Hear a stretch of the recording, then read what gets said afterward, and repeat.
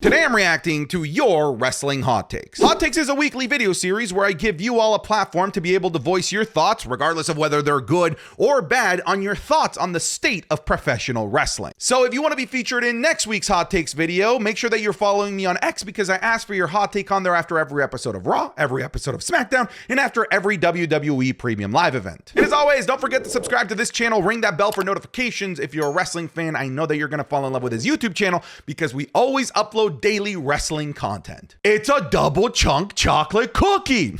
Sorry, I've had that stuck in my head. I've been unironically walking around quoting the Costco guys. Okay, I'm done. All right, let's just read your stupid shit. Seeing a glimpse of prize fighter Kevin Owens was so satisfying to see. It has me excited for what's next to come with Kevin Owens. I'm glad that you also picked up on that because I don't think that it's a coincidence that out of nowhere, he's all of a sudden decided to bring back the pop-up powerbomb, not as a signature move or as some special move that he does in a one-off beatdown, but as his actual finisher move in an actual singles match. We haven't seen that in a really long time. Not only that, but we saw the return of him attempting to do that devastating powerbomb on the edge of the apron that was synonymous with his ruthless version of himself back in the 2010s and in NXT Black and Gold.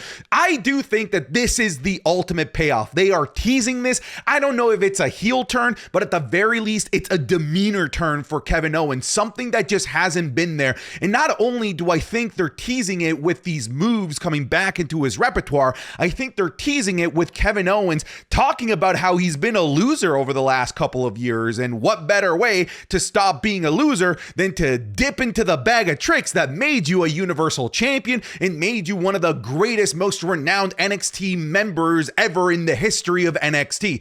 I think this is the ultimate payoff for this storyline. I don't know that it's Kevin Owens winning the championship, but it's Kevin Owens rediscovering who the hell he is. The tag team matches continues to steal the show and have matches of the night. Doesn't matter if it's NXT, Raw, or SmackDown. They need more storylines, so it's not just matches for the sake of matches. I agree with everything that you're saying here. When we look at NXT, the tag team division has main evented the last two episodes of NXT with championship matches, both of them being fantastic matches, and unfortunately, neither of them really having this really strong narrative aside from the fact that they were really good matches. And we just saw that with DIY versus the Street Profits. Yes, it was a #1 contendership match, but goddamn, this match should have absolutely been worthy of a major PLE with how good it was, but because there is no storylines currently in place in the tag team division, it'll never get to the point of being in a PLE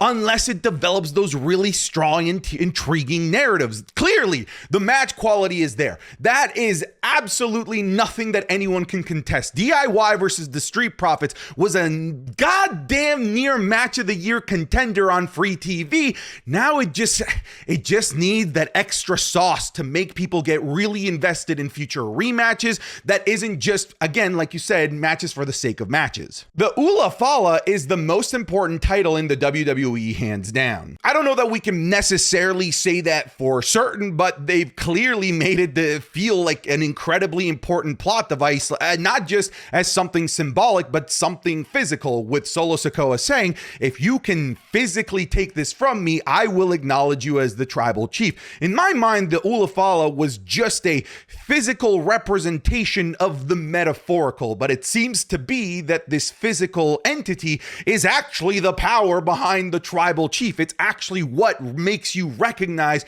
an individual as the guy that you should be acknowledging, which to me, that's actually news. We just sort of discover that. Again, I just thought that it was the physical manifestation of what a guy had spiritually earned, but I guess we're going to see these guys actually fight for this physical item, which is very similar to fighting just for a regular championship in the WWE. I think we have to, at some point at the very least, start having the conversation that the Ula Fala is on par with the Undisputed Championship. I don't know that it's there just yet, but they're clearly already setting laying the first bricks, the first foundations to make that argument. Montez Ford should get a singles push and even a title push in the near future. Ladies and gentlemen, we're back. We are back with having this argument. We are back to having this discussion, and we are back to wanting singles Montez Ford. Don't get me wrong. Dawkins is also absolutely incredible. I'm so excited. I'm over here bumping my mic, but man,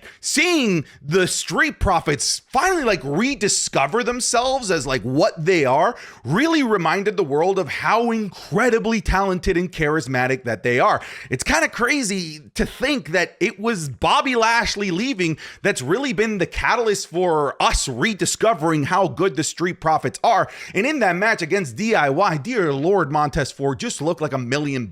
I don't know when they're going to do it. We thought that they were going to do it after Elimination Chamber 2023, I think it was, and it never really materialized into anything. And maybe it won't materialize into anything again, but at the very least, we're back to having these discussions. We're back to wanting that singles push for Montez Ford. I hope it comes at some point within the next 2 years, but frankly, we have more evidence telling us that the WWE won't pull the trigger versus evidence saying the WWE will. Jacob Fatu should have grabbed the Ula Fala and became the new tribal chief. He did all of that in a boot. I've had a boot and didn't do anything like that. Really? You were in a boot and you didn't destroy the biggest WWE superstar in the last 15 years? That's kind of crazy to think about. But look, I kind of like the idea, not necessarily of Jacob Fatu grabbing the Ula Fala and being like, I'm the tribal chief, considering we haven't really developed his character. But remember in the early days of Solo Sikoa joining the bloodline, how he would sometimes look at the Ula Fala when he would grab it and kind of just like stare at it longingly before handing it to Roman Reigns, how he would just show at the very least an interest in this figurehead symbolism to be the owner of it at some point in the future. It would have been kind of cool if Jacob Fatu had just stared at it a little bit longingly, a little bit longer than he ought to, just to maybe plant the seeds for that in the future. Pretty Deadly are so good at their job. Why? Why would they do us like that? Why would they give us a sneak preview of the biggest show of the year? No, it's not WrestleMania. No, it's not SummerSlam. Of course, it's not the Royal Rumble. It is Pretty Deadly, the musical. They were giving us a sneak exclusive preview of this super highly in-demand show, and then Michin comes and ruins it. You don't understand. I've been waiting for this thing for damn near like 6 months now, and she ruined it. She took it and she destroyed the thing that I've been wanting to see for so long now. But yeah, they're incredibly good at their job. Was it cringe? Absolutely. Was it meant to be cringe?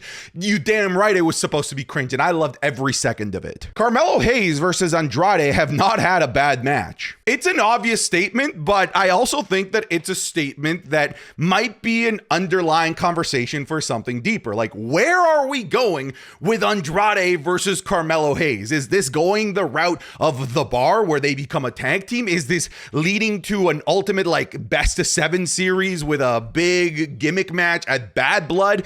I mean, it has to go somewhere, right? Like, you can't just continue to have these banger matches after banger matches after banger matches just for the sake of matches. At some point, I feel like you gotta pass the buck beyond just having good matches and give us a narrative as to why we should want a 4th one, a 5th one, a 6th one, a 7th one, as to why these guys should continue to be fighting with one another instead of chasing singles glory like any other WWE superstar would.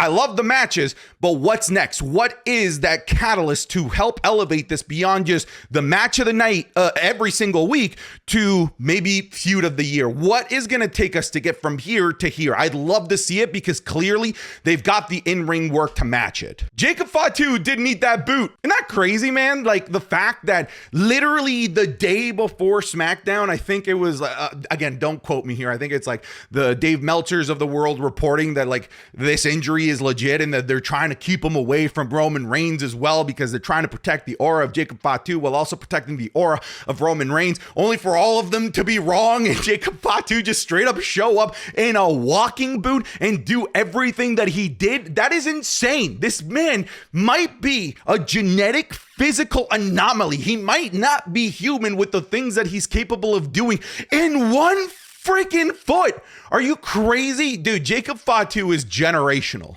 The madman. In my soul. Whoa. Bro, match hasn't even started. That, folks, was a sneak peek of this week's Wrestling is Cool Match Club, which is available exclusively over on patreon.com/SantiZap. This week, we're going to be looking at the ridiculous 2-on-17 handicap match between John Cena and Randy Orton and the entire Monday Night Raw roster. We're looking at Charlotte versus Sasha Banks, the first ever women's Hell in a Cell match. An insane ladder match of death match between the Lucha Brothers and the Young Bucks. We're going to be looking at the infamously awkward Sting versus Jeff Hardy match. And at the instant classic that was AJ Styles versus Samoa Joe and Christopher Daniels. Not only do you get the 5-match watch-alongs, but you also get the ability to vote on future matches. You get the Raw reviews, SmackDown reviews, the Wrestling is Cool podcast 3 days early, and more. So come check it out. Patreon.com/SantiZap. I'm confident that if you even try for 1 month, that you're gonna fall in love with it. All right, let's come back to the video. Pretty Deadly are a cringe fest. I don't see how people like them. Yes, boy, you clearly don't understand how cutesy and demure the Pretty Deadly fellas are. I'm sorry that you don't understand class. I'm sorry that you don't understand perfection when it's placed right in front of you. Just open your eyes and you'll see that this cringe fest is the best thing going on in professional wrestling today. I actually like what they've been doing since Roman's return. For so many years, he had the numbers game in his favor, and now he's gonna see what it feels like to have the numbers disadvantage. This will lead to Roman realizing that he needs help, leading up to the OG bloodline slowly returning. Yeah, I think that this is the payoff of the storyline. I do think that people are just incorrect. I saw a lot of people online saying like, this is making Roman Reigns look weak, that he is losing aura, losing to this shitty version of the bloodline. But I don't think that you realize that Roman Reigns has never been able to do it by himself. In the past 4 years that he was champion, he couldn't win by himself. That was always the narrative, that he always needed the bloodline to win. And I don't think that that should magically change all of a sudden because he went from heel to babyface. I think that, yeah, the numbers game is going to finally get to him. And the only way that he's able to overcome this is to bring the numbers game back to even, or even to his advantage, like he's always had over the past 3 years when he was having this legendary run as undisputed champion. People are very quick to forget that like Roman wasn't this unbeatable force by himself. It was always when he had the numbers game. So I'm glad that you're picking up on this. This show had zero aura without Tanga Loa. I don't know if you meant to make that a rhyme, but that rhyme was cold. Well done. And yeah, we missed Tanga Loa this week. I missed this man's eye patch. I missed what he would have botched. It just wasn't the same without Tanga Loa. This talented roster is shortchanged by a 2-hour show. Usually I'm like in 100% agreement. I will say this recent episode of SmackDown actually managed to make time for every division. The tag teams got to cook. The main event scene got its moment. We even had a United States Championship segment. It wasn't a match. It wasn't anything in ring building up to the match, but it was a Santos Escobar vignette. It was an LA Knight promo. And we even had a big moment with the women to open up the show. So this was an episode where I do think that they finally found the best way to really include everything that matters into a 2-hour show. I will say, I still think it would have been better if they had 3 hours to incorporate even more people that are still missing on the show. So I do think that it's shortchanged, but I also think that with how much I've been criticizing SmackDown for feeling rushed in a 2-hour show, I also this week got to give them props for making the most out of this show with only having 2 hours. The way they used Santos Escobar's video promo was brilliant. It looked like a novella. They are using what works in NXT and integrating their cinematic skits into SmackDown. They should do these more often to increase interest in the feuds. I think it's interesting that you thought of NXT when you saw that vignette of them having dinner in like that dark restaurant, because I do think that it's very reminiscent of that, especially very reminiscent of the family, the Tony D'Angelo family in NXT. However, I actually didn't think of that. I thought that this was more of a callback to Santos Escobar's time in Lucha Underground, who was really well known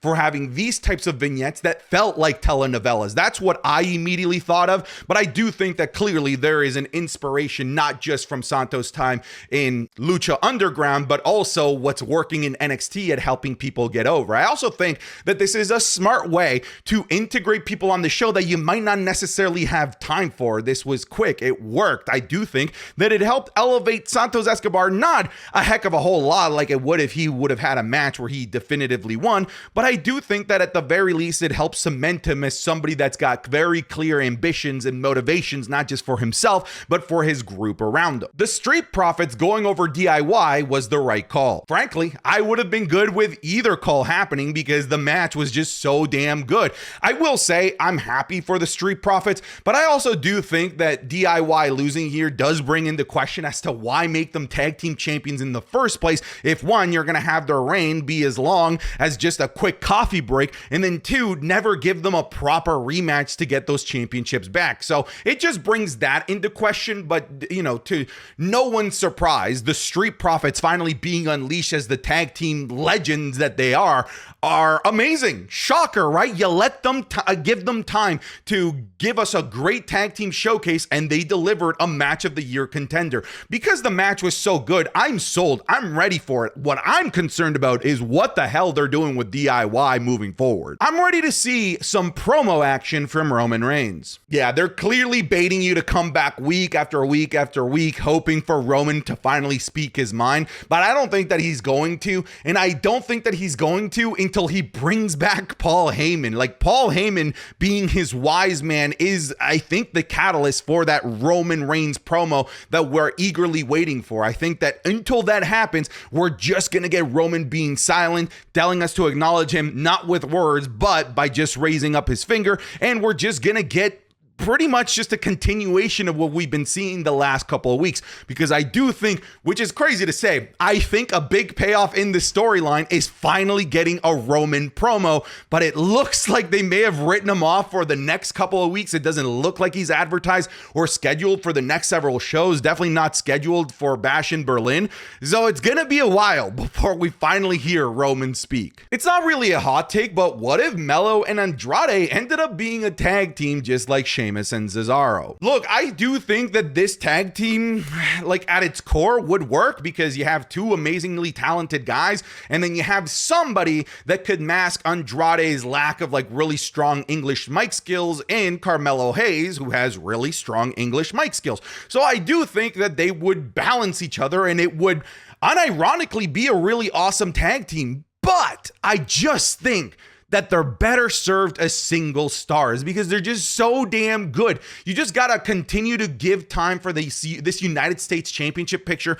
to continue to develop. You gotta remember, we went through almost an entire year of that championship not being part of regular WWE TV. Now it is, and now that it is, it's going to give more motivation, more ambition, and more reason for people like Melo and Andrade to continue to be single stars. So I don't want to lose them as single stars as much as again, unironically as a tag team, it would probably work. I feel like at some point, either at Bad Blood or Survivor Series, Tiffany Stratton will cash in on Nia. Did you pick up on that? Did you pick up on the fact that Tiffany Stratton refused to bow down to Nia? She did it in a really nice way by, you know, telling the Pretty Deadly guys to bow first and then to do their musical number. And then Michin came and stopped everything, but Nia did not get Tiffany to bow. Also, did anyone else think that Charlotte was coming back in this segment? There were just, of course, a lot of Queen references, and Charlotte is the Queen. There's a lot of bow down references, and that Def Rebel Charlotte theme starts with bow down to the Queen or whatever the hell.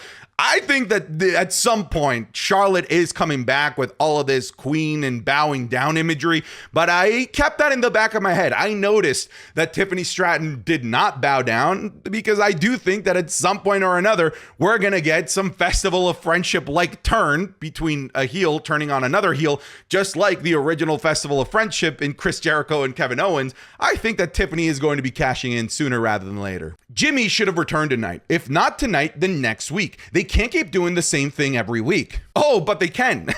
This is called Triple H booking. They will do the same thing every week until the payoff in his mind or in the writer's mind finally makes sense. I don't think that Jimmy Uso returning right before Bash in Berlin, when there's nothing scheduled for them at Bash in Berlin, is the right call. I think that they're going to hold off on this Bloodline reunion probably all the way up till November, late November in Survivor Series. So I think that there is still quite a bit of time until we finally see Jimmy Uso, because Jimmy Uso's big payoff is going to be being part of the reunion of the original Bloodline, likely going into Survivor Series. Maybe Bad Blood, maybe, but I think they're going to save it for the biggest show possible, which is Survivor Series. I still have 55 minutes until it's even on. So this is just a random hot take I wanted to grab because it does suck to be in the West Coast. I'm not, but I've traveled to the West Coast quite often over the last year, and avoiding spoilers is borderline impossible because the show still airs at 8 p.m. their local time in the West Coast, which means the show is already over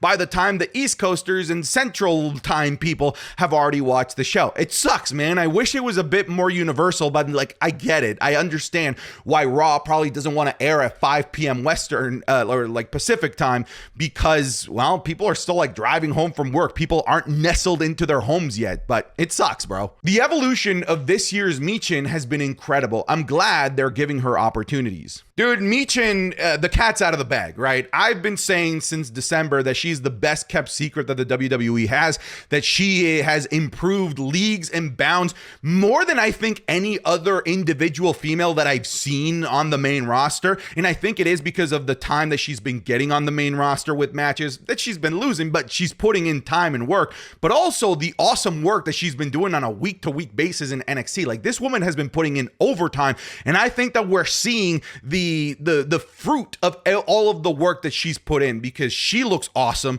Her presence just is so much better than it was like a year and a half ago. She might be in contention for the most improved WWE superstar in my eyes of 2024. Roman should only use his new theme on PLEs and his old theme on SmackDown. You know, people might see this and be like, this is stupid, but I don't think that this is. Like, we had Triple H do that from time to time, where for like some really, really big matches, he would come out to King of Kings, and for his weekly appearances, he would come out to Triple H's The Game.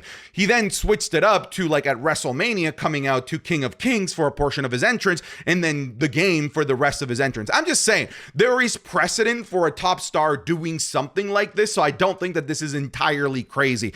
I'm mostly trying to see this as a possibility because I do miss Roman's like OG tribal chief theme. To me, like, it did need changing. I like the new theme, don't get me wrong. It is hype, but that original tribal chief song was... Dude, it was iconic. All right, folks, thanks so much for sending in your hot takes. I'll see you in the next video. Take care, okay? Bye, get out of here.